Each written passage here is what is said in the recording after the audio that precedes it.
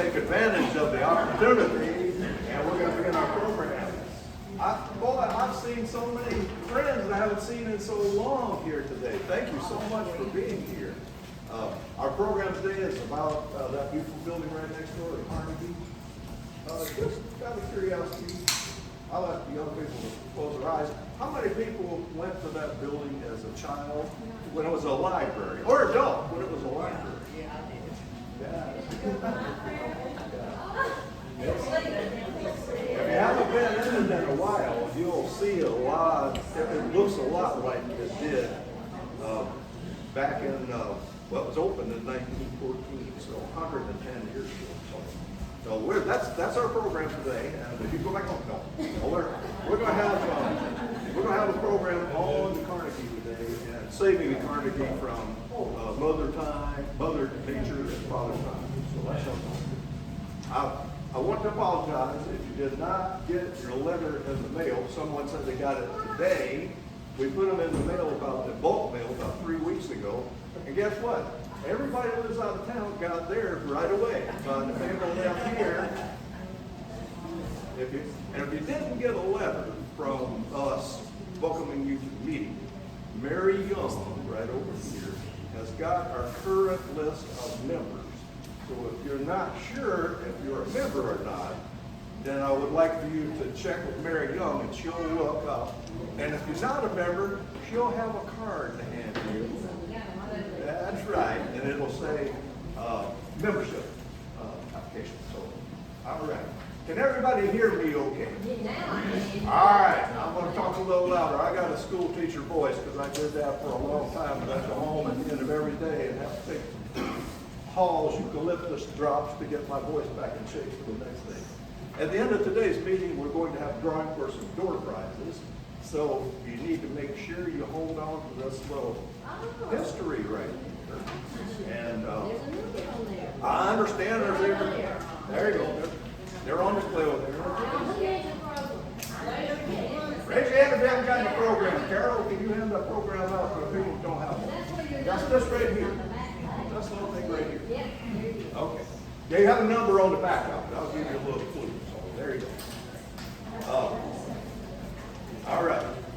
You're good with that. I even understand that we'll have some cash prizes today. Maybe enough for you to take you and whoever's here with you to McDonald's and get not only a Big Mac, but a combo meal and then super size. Cash prizes. Anybody else need a program? All right. Back here. Another thing we're also going to do at the end of the program today is we're going to, whoever would like to, we're going to go across the street over there and go into the Carnegie. For some of you, maybe it's the first time you've been in there in a long time.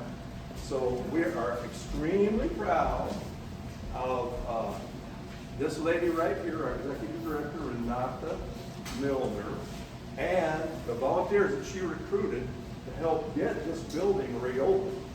And you can read about it in this little brochure, but that's nothing like what she's going to show you. She's going to show you pictures, and you'll be right there amidst all of the things that we had to overcome to get the library, get the Carnegie back. So that's going to be our program today. I'd like to thank our executive committee and trustees for putting this on the fast track for completion.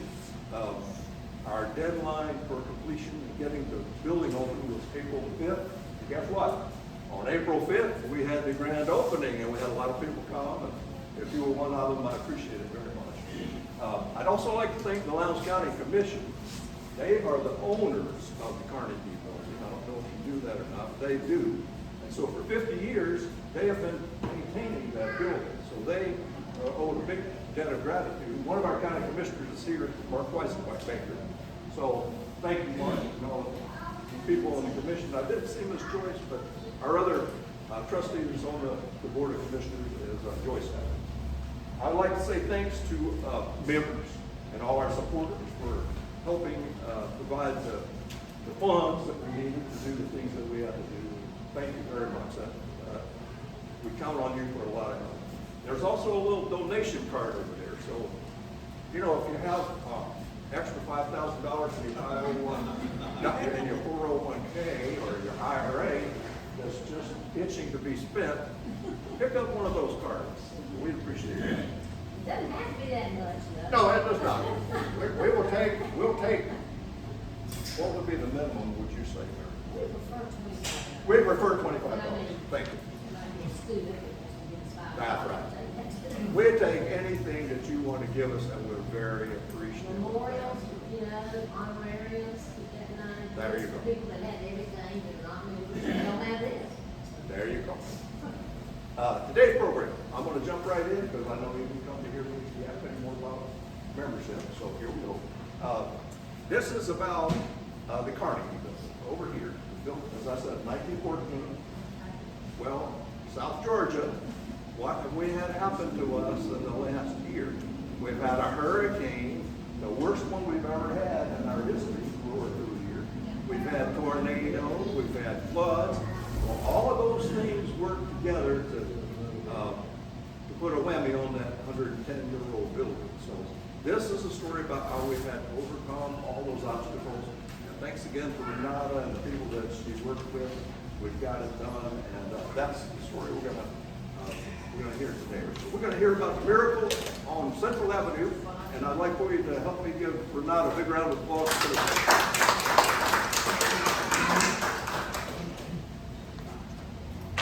I tried to keep my presentation relatively short because I know everybody wants to go over there later and investigate. So I'm going to go ahead and get started. Hold on. Can everybody see all right? You're welcome to move. There's more chairs up here if you'd like to move on.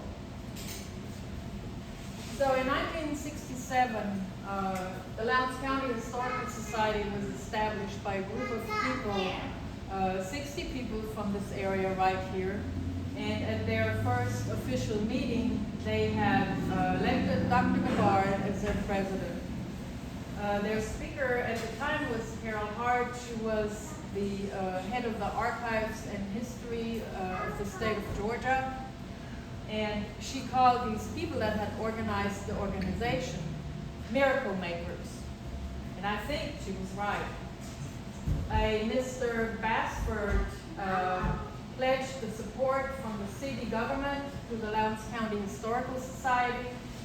And Billy Langdale, who was a commissioner at the time, remarked that the creation of the society was one of the most important things to take place in Lowndes County in his lifetime. Was the building on the left the one that was originally a museum? Actually, yes, that was, they started out at this building on Patterson Street originally, the previous picture. It's 1110 North Patterson Street. The Carnegie was built in 1913 and the library moved in 1914. It was declared unsafe in 1976 by a city inspector. At that time, Moody Chitty was a commissioner, and he made the remark to the effect that the building was built by Mr. Greer. There was no way it was going to be unsafe. So he went in with a couple of guys and inspected the building, and they decided that they were going to keep it. So at that time, it was voted on 3-0 that the building was going to be renovated and that Lowndes County Historical Society would get the use of it. As you can see in this picture right here, there is still a house there. It's not this building that we're in. Our building that we are in is this place right now. And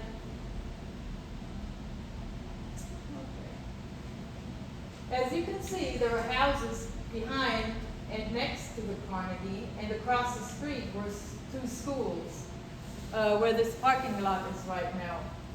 This house here belonged to the Puckett family, and Ed Puckett was a volunteer here for probably 10 years.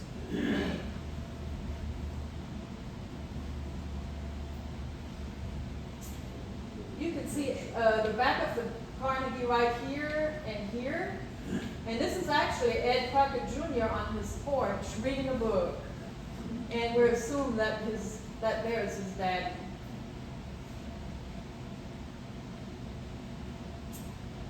In 1977, the Historical Society moved into the Carnegie Library. And you can see here Lonnie Pendleton and Susan Mackey Thomas getting the library, the museum ready to open. I'm not sure who this lady here is. Williams, isn't it? Who? Isn't that Natalie? Natalie Milner? That's I don't not know. Natalie. Is that Natalie Milner? I tell you what, she sure's got some strength in her arm. Person in the beginning. Was Ms. Youngman interested? Was she involved in the beginning? I would think so. It's probably In 1994, the library got an elevator added on to the back of the building. In the corner here, right here used to be the entranceway to the children's library. And you can see here, this is the corner where the elevator went. And here is the elevator and entrance already built on.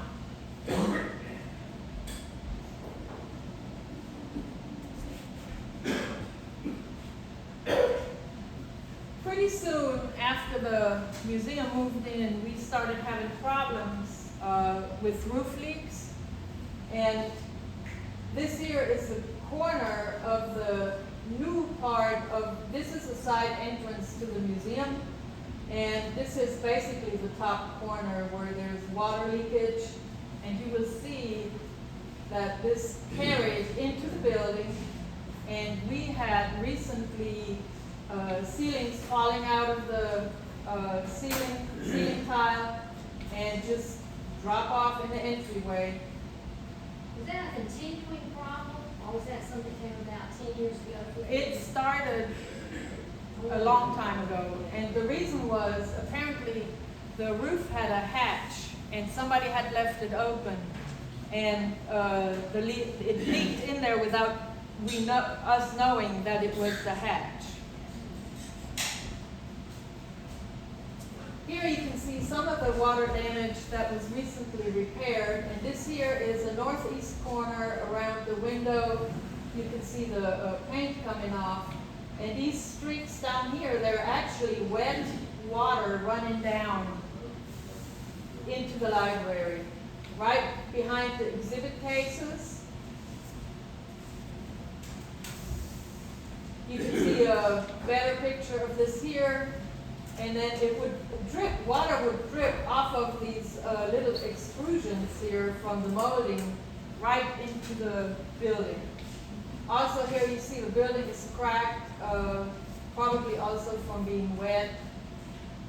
And then this is what it looked like underneath the exhibits. So the ceiling would fall off, parts of the ceiling would just drop down. There were literal holes in there that the rain would fall off. And that we could still help with these trash cans. We could put trash cans underneath.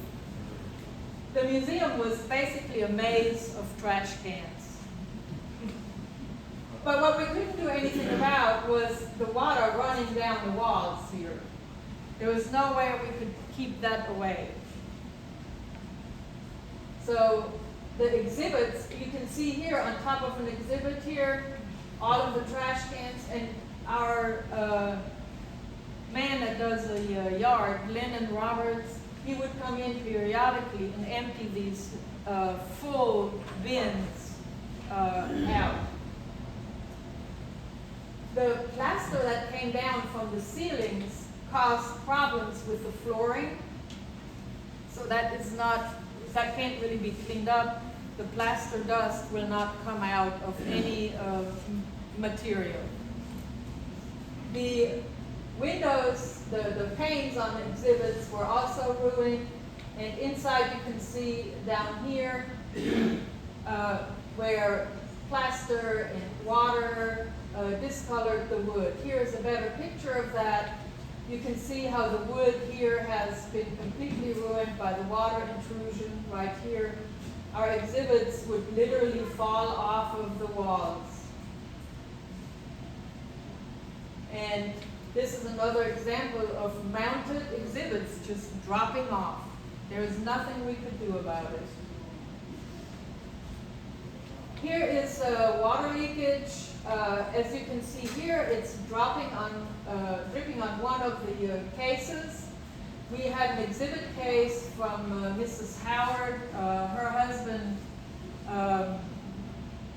died in the Berlin airlift, and she had donated the case and the exhibit, but it had all to be moved because it rained into the window, into the case, and was ruining the exhibit, so it had all been removed. Here's another example. This here is a window in the director's office. This here is not glass, that's air you're looking out. This here is a hole. There had been a piece of cloth in front of this here, and when we removed it, all of this came with it. So trying to get the dust and the dirt out, this here is what was left. Give me a time frame on This here is happening now. this. Oh, okay. Also, at the front door, as you can see here, the water coming in, going through here. It also runs down the door. And there was a carpet in front of the doorway. And after one of the last storms, was it the big one, Ibelia? I think it was a hurricane. The water leakage from the door had gotten into the carpet, and because it was a weekend, the carpet wasn't removed until the next week, so it damaged the floor in the foyer. I had a really good video, but we don't have the technology to play this. This is the elevator shaft, and when it rains, it's literally 6 fountain holes going into the shaft. You can hear it. It's literally like an Italian fountain, if you ever heard one. This is ongoing. We have been trying to get this fixed, but it seems like when we plug one hole, another one opens.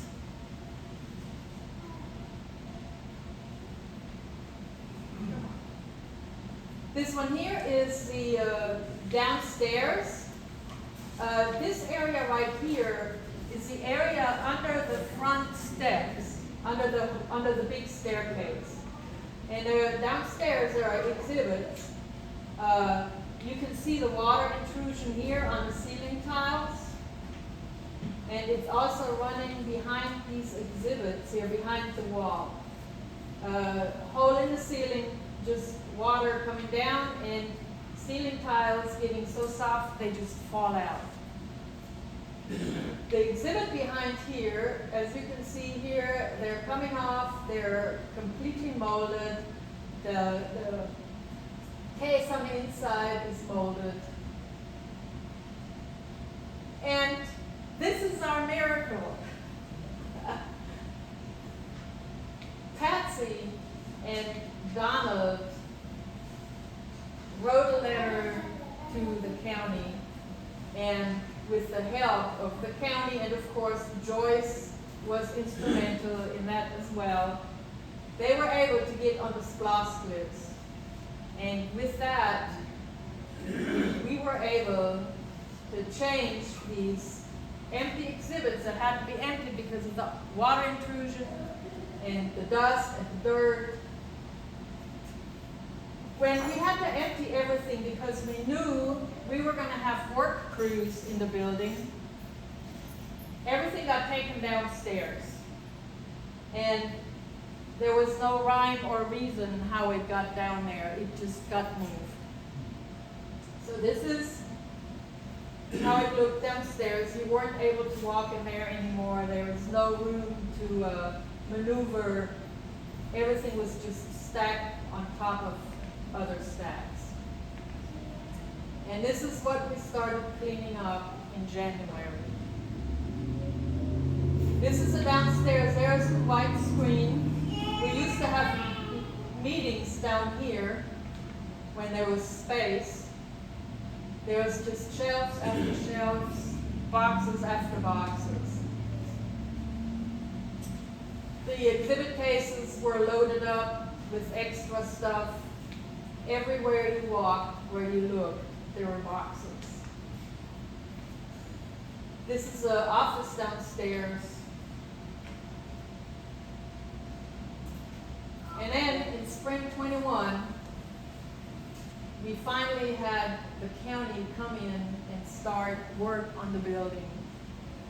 This fire truck had to be brought in because regular lifts could not reach the area behind the museum. This is behind the museum on the Valdosta Times side.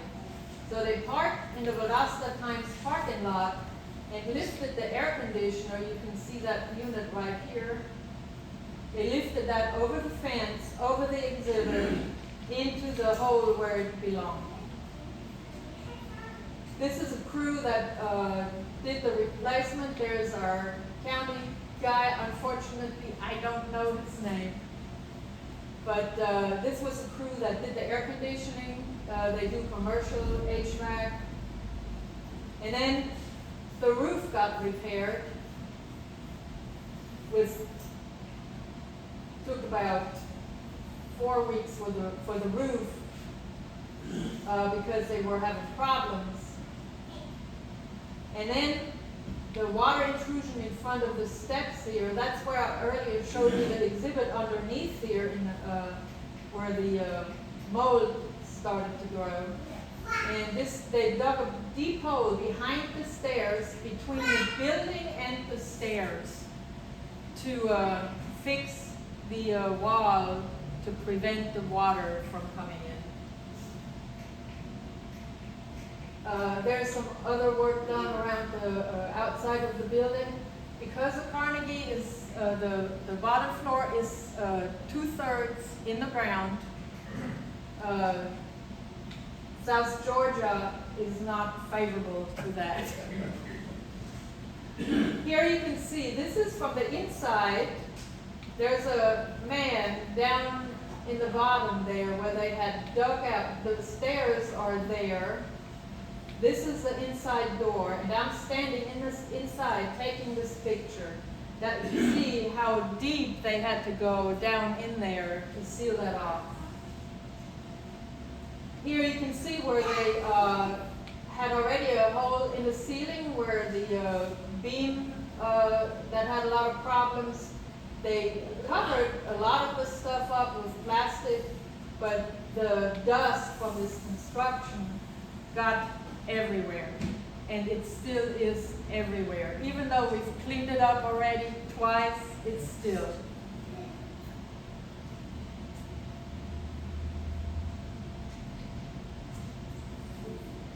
You can see here, the whole museum is full of scaffolding. They were working here, they were working up there on the ceiling, they were working on the other side on the ceiling. Here you can actually see the sky through the hole in the roof. You see this little blue areas here? This here is after they started closing everything back up. While all of this was going on, you can see our computers were working because the staff kept working. The museum was closed to researchers, but the Historical Society was still doing the research for every request that came in. And sometimes, if a researcher needed to come in the house, they were also invited to come in, but obviously we tried to avoid that. Here you can see the recode being fixed. Later this was all painted. And this is part of the before and this here is the after. So this year happened in January. We started in January to clean up the upstairs and the downstairs. And we were able to open up on April 5th, even though we still have work to do, but we're proud of what we have accomplished in such a short time. And here's another view of there. You can see this is fixed above the door. This here was fixed. These are not trash cans. These are Mayor Rainwater's boots.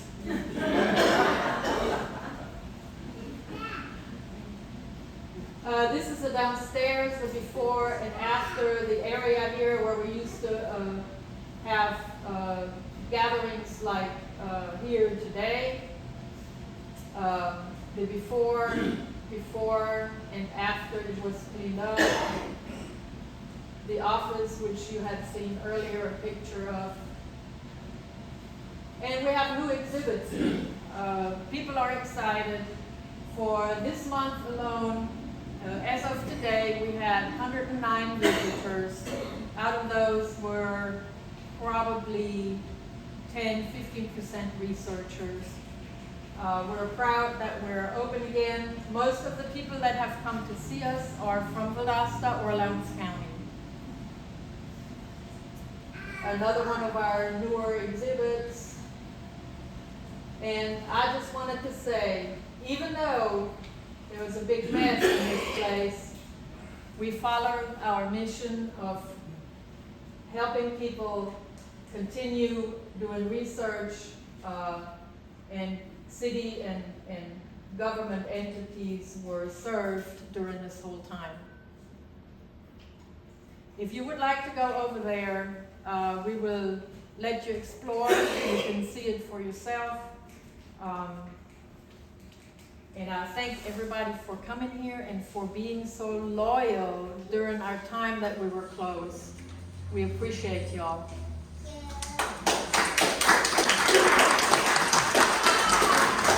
I don't want anybody to feel like our building is hexed, but let me just say this. That's all having to do with the Carnegie across the way over here. One day I was coming over to work, a couple weeks ago, to work with Renate, and this intersection out here was completely closed. There were ambulances, fire trucks, police vehicles, and a man had driven his pickup truck right into that window where that gentleman is sitting beside the driver. He had driven it into there, and if you go out there today, you'll see the bricks are kind of like a V shape. That's where the front end of his truck was when he smashed in. So be real careful when you're walking around today. So that is all covered by, will be covered by insurance. So The window didn't break, right? no, the window did not break. We did have this window up here, however, it shattered under mysterious circumstances. So I don't know. Maybe It looked pretty neat, we kinda liked it, but It it was did. dangerous. It was dangerous. it had Yeah, a good habit to it. So, well, that concludes our program, and what we're going to do is do our drawing for our door prizes. And Kathy, We still need, there's some people who came who have not signed in. So if you'll make sure you do that. all right. Okay, here's what we're going to do. Everybody got a little program, and there's a little more elaboration from what Renate said in there that we didn't really have time to do today, but you can take that and read it at your leisure. But if you look on the back, there's a number on the bottom.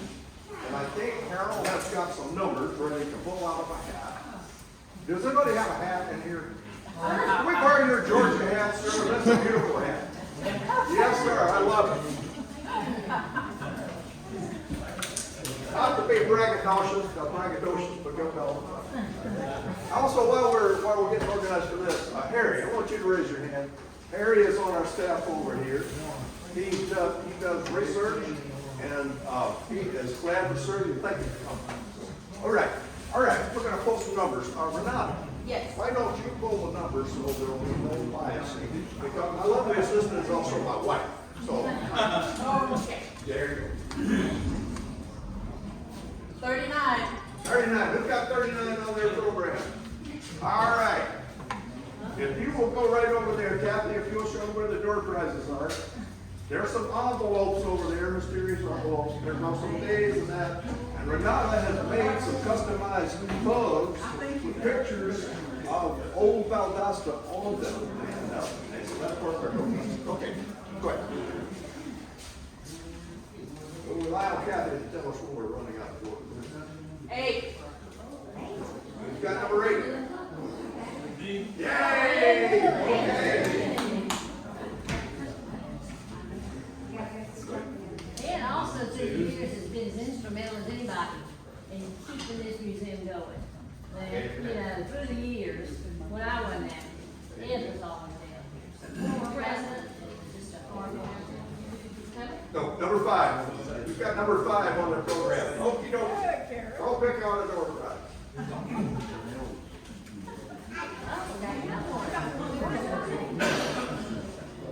Number 2. Yay! Okay. Number 38. Ah, very good. Thank you. Kathy. Kathy, how many more door prizes do we have left? How many more numbers do we need to pull?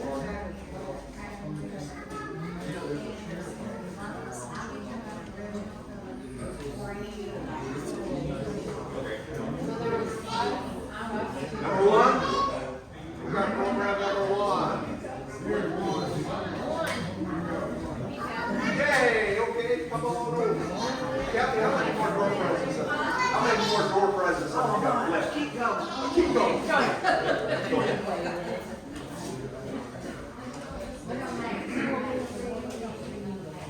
41. Number 41. Thank you, sir. Go over and pick out. Yes, sir.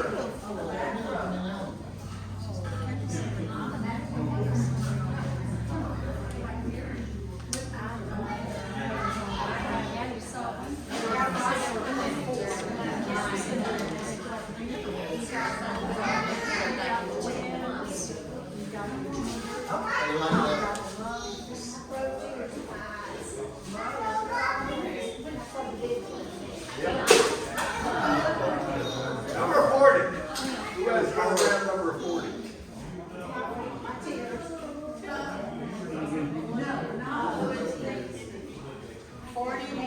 Does anybody claim program number 40? Okay, let's get the number 19. There you go. This lady right here did our program for us, and Marcia did a wonderful job if you missed it. Yes, ma'am. Miss Boyd O'Hara.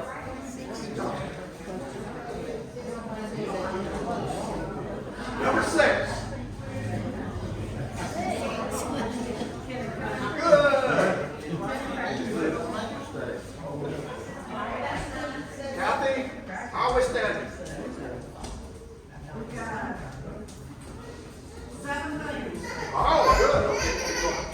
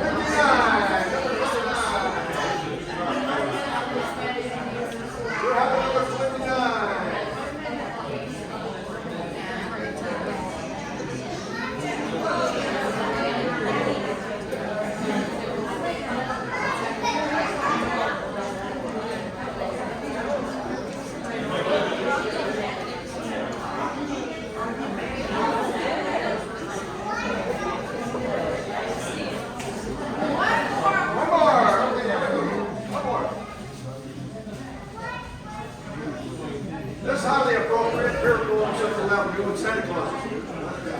Number 25.